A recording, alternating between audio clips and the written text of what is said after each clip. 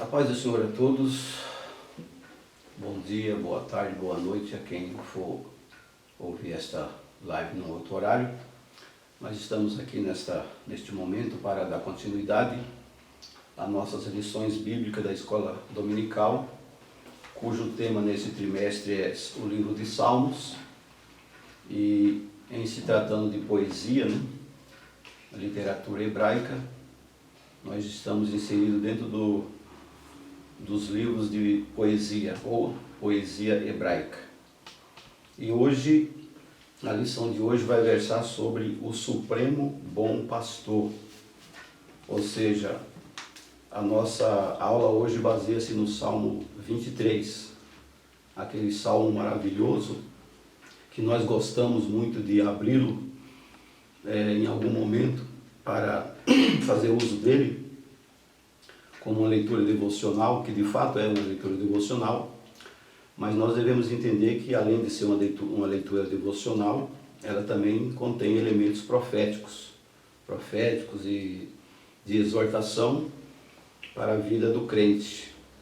É bem verdade que nós sabemos que muitos de nós, não somente os evangélicos, mas também católicos e outras pessoas de outras religiões, gostam de deixar a Bíblia aberta numa estante, sobre uma mesa, no Salmo 23, como também um outro salmo, mas principalmente o 23, parece que ser o mais apaixonado, quando não a gente deixa numa parede, num quadro bonito, amoldurado,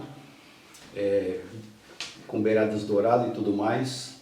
Não deixa de ser importante isso, é bonito, é romântico, mas a palavra, como palavra de Deus, ela exige muito mais de nós do que simplesmente usar esse texto como enfeite, como adorno da nossa casa, da parede, Ela exige muito mais do que isso.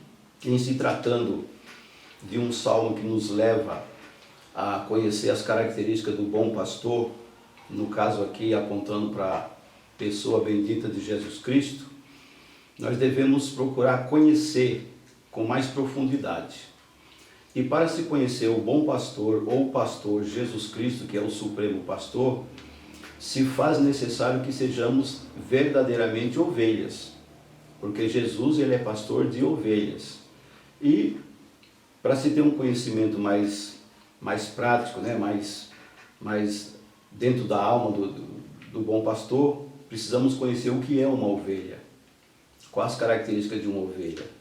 Fazendo aqui um resumo, uma ovelha é um animal simples, indefeso, dependente, obediente. Então, por todas essas características e outras mais, é que a ovelha vai percebendo e conhecendo o pastor. Então, ela vai, nesse conhecimento prático, ela vai amando o pastor, vai conhecendo cada vez mais e poder confiar no seu pastor, no seu protetor. Trazendo isso para o contexto humano, como ovelhas humanas, ovelhas de Cristo, para que nós conheçamos melhor este pastor, ou o supremo pastor, se faz necessário que sejamos de fato, pela analogia de ovelha, que sejamos regenerados, que sejamos obedientes à palavra de Deus, que estejamos dispostos a realmente fazer a vontade dele, em todos os sentidos. E dessa forma a gente vai se aprofundando e conhecendo cada vez mais o seu calor, a sua presença, discernindo a sua voz, como nós veremos logo mais no comentário desta lição, que como as demais se divide em 3 partes ou 3 tópicos especificamente, qual seja o pastor e suas ações, é o primeiro tópico, as necessidades da ovelha e Cristo, o supremo bom pastor. Então é uma linguagem simples, não há profundidade aqui acadêmica ou coisa parecida, mas a simplicidade do comentário, a simplicidade do próprio Salmo 23 já nos traz essas características. Não há profundidade teológica, por assim dizer, no primeiro momento, para que leve a gente a usar mais o intelecto ou a cabeça para absorver esse salmo. mas as próprias palavras, quando começa dizendo, o Senhor é o meu pastor. Quer dizer, aqui é uma afirmativa, não é uma indagação. É uma afirmativa, o Senhor é o meu pastor. Quer dizer, está falando de alguém que conhece o seu pastor. Quer dizer, não é que ele tomou só para si, o Senhor é o meu pastor. Mas é que ele, o salmista, no caso Davi, ele faz essa afirmativa no salmo, nesse poema, nesta poesia, o Senhor é o meu pastor. E como se sabe, Davi, ele foi pastor de ovelhas, ele apacentava as ovelhas do seu pai. Então ele tinha uma prática, um conhecimento prático do que seja apacentar a ovelha. Então ele traduz isso num poema, no salmo, ao seu pastor, que é o Senhor, a quem ele aprendeu a amar. Então, dito isto, nós devemos entender que o salmo não é apenas para servir de enfeite, ou, como alguém tem usado muito o Salmo 23, em várias formas, até para ganhar dinheiro, né? Fazendo quadro, fazendo cartão de visita, fazendo folhinha e uma série de coisas, usa-se o Salmo 23 para essa finalidade. No caso do cristão, que é salvo e que um dia ouviu a voz do bom pastor, nós precisamos tomar este caminho do aperfeiçoamento, porque também o aperfeiçoamento do cristão, dentro mesmo do Salmo 23, também vai falar de santificação, vai falar de conhecimento, da graça, do conhecimento e da santificação. E como essa lição aqui ela é expressa no primeiro tópico, de introdução temos o seguinte, o pastor e suas ações. O termo pastor indica uma relação muito íntima e pessoal, pois o pastor vive com suas ovelhas. Então é uma relação de intimidade, de amor, né? Uma relação de até dinâmica, de conhecimento diário desse pastor. Por outro lado também, não devemos conhecer o pastor somente numa dinâmica religiosa do vai e vem, ouve e vai embora. Não, a dinâmica do cristão para conhecer esse pastor nessa intimidade é constantemente, é dioturnamente, é preciso buscar absorver esta palavra, esta poesia sagrada para dentro da alma. É aí onde vai se revelando esse pastor, ele vai se revelando a nós pela palavra. O primeiro tópico tem três índices. Primeiro, descanso nos momentos de perigo. Ora, se a ovelha é um animal indefeso, e quando ela aprende pela prática, pela experiência, tanto a ovelha animal como a ovelha humana, dentro da analogia, ela vai aprendendo pouco a pouco as defesas, né? A segurança que ela vai adquirindo através do descanso que ela vai tendo quando ela está em perigo. Na verdade, os perigos nos rondam a cada dia. O cristão, ele passa por perigo todos os dias, perigo de várias formas. Mas quando ele sai de casa, antes de sair de casa, ele entrega a sua vida nas mãos desse pastor, ele vai ter um dia de paz, haja o que houver, ele vai para o seu destinatário e retorna a hora que tiver de retornar na segurança e na paz. Ele também vai se deitar, entregando a sua vida, pedindo uma noite de sono nas mãos do bom pastor. Então, haja o que houver, porque até mesmo quando estamos dormindo, estamos em perigo. Mas se o pastor, o bom pastor, no caso Jesus, né, está ao nosso lado, se reconhecemos ele como tal, então teremos o descanso. Descansa, né? Aí a gente vai citar aqui uma série de textos para fazer contexto com essa palavra. Quando ele sempre disse, não tema, não se turbe o vosso coração, credes em Deus, mas crede também em mim. Então são palavras que vêm sempre soando em nossos corações, em nossas almas, e assim a gente vai adquirindo a experiência, o conhecimento e nos prontificando a obedecê-lo. É bem verdade que nós obedecemos os nossos pastores terrenos, que nos orienta, que nos ensina na verdade, na obediência, etc. Mas, sobretudo, a nossa obediência tem que estar no Supremo Pastor, Jesus Cristo, Filho de Deus. Ok? O segundo item fala de refrigério, quer dizer, uma das ações do pastor é também refrigerar é o refrigério para a alma atribulada.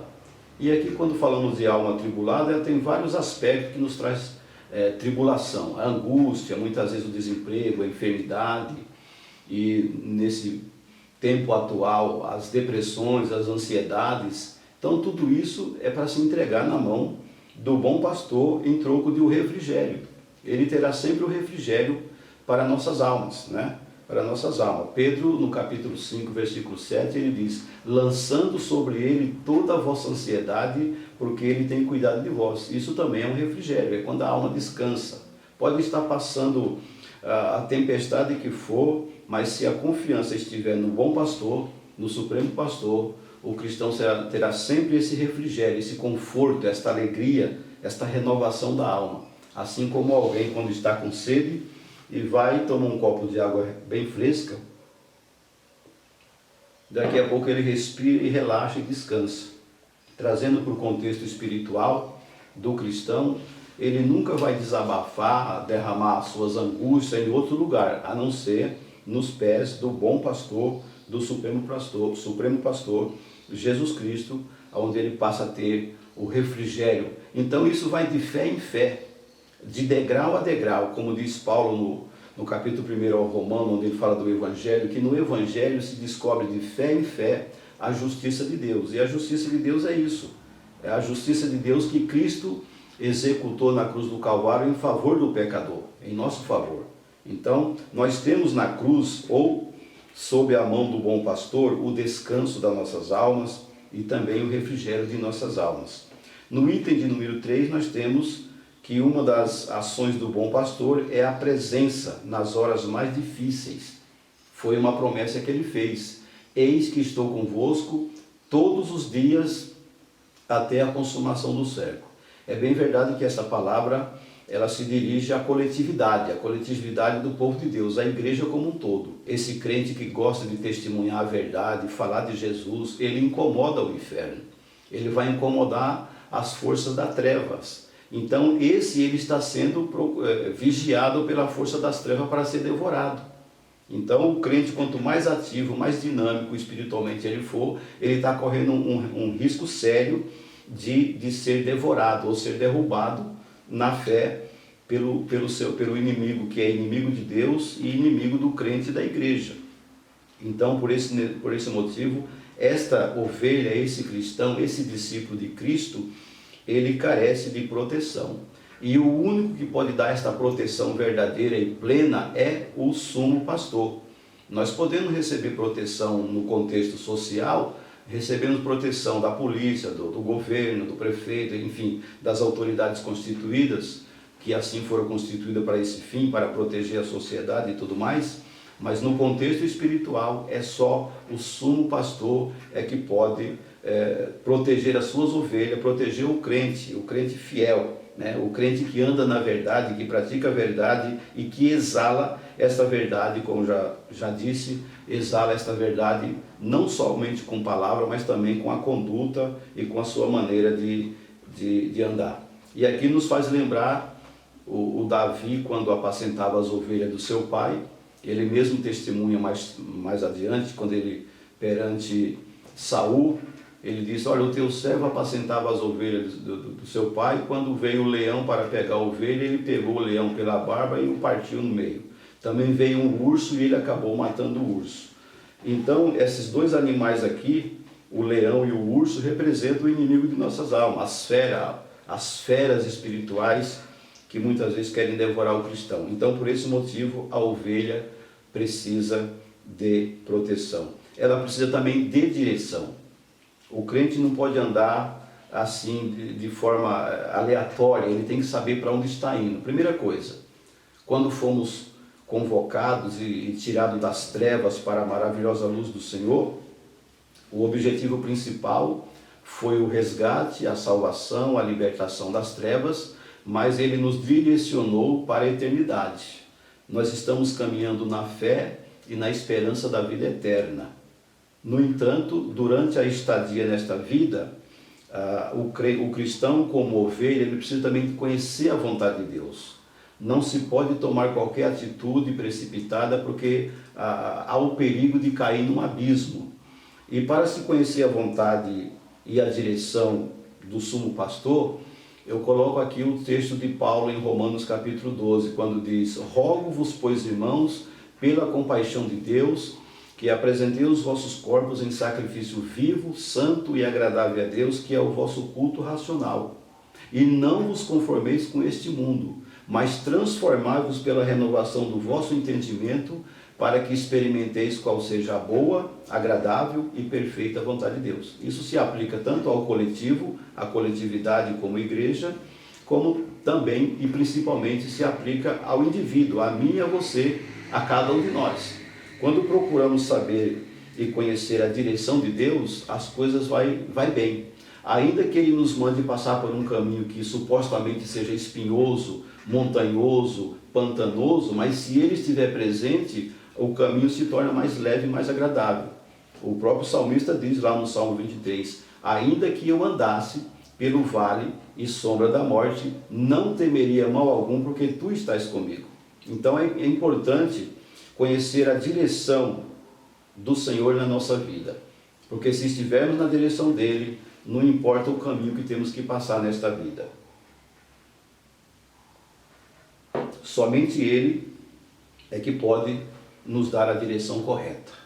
Não adianta cortar caminho.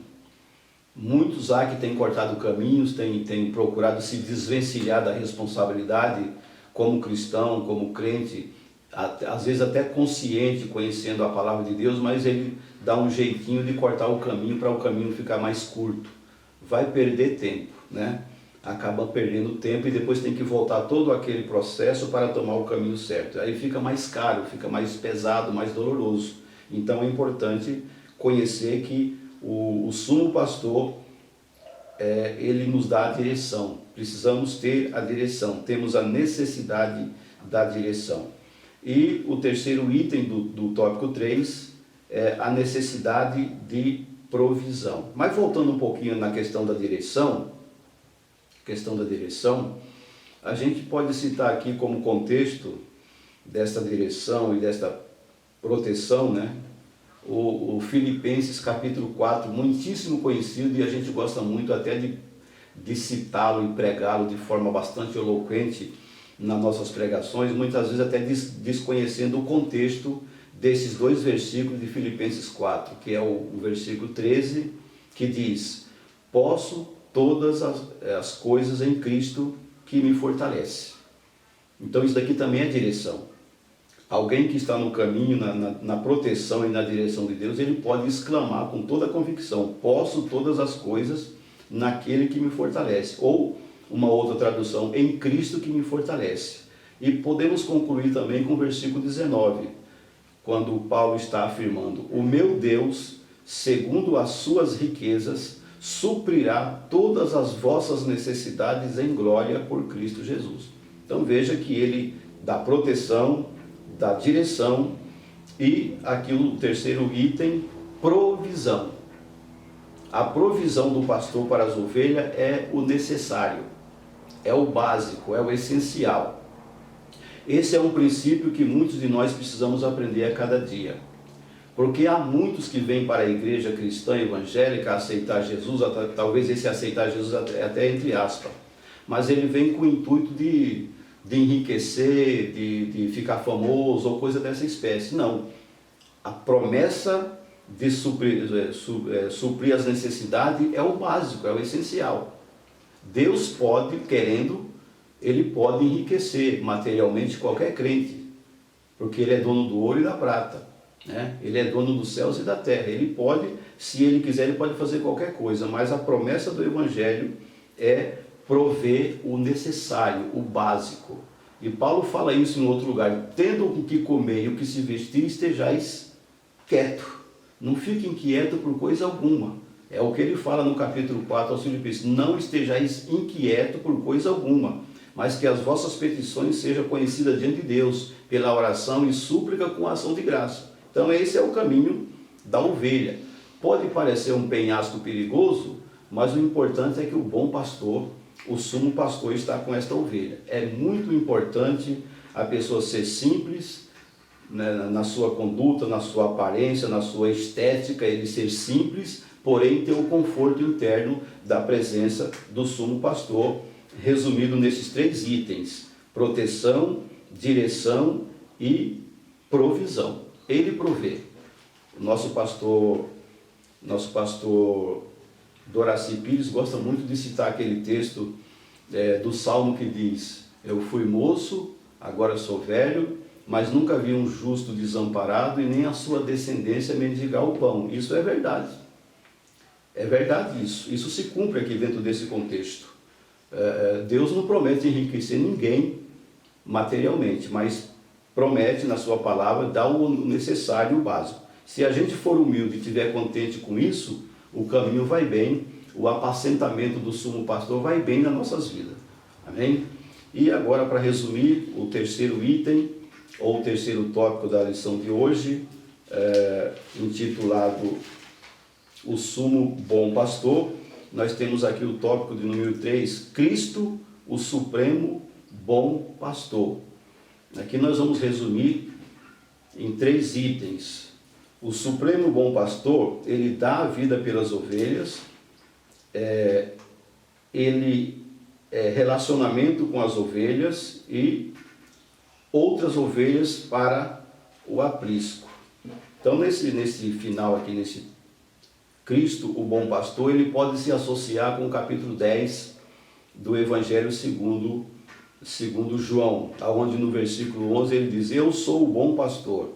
O bom pastor dá a sua vida pela ovelha. Então esse é um dos maiores exemplos.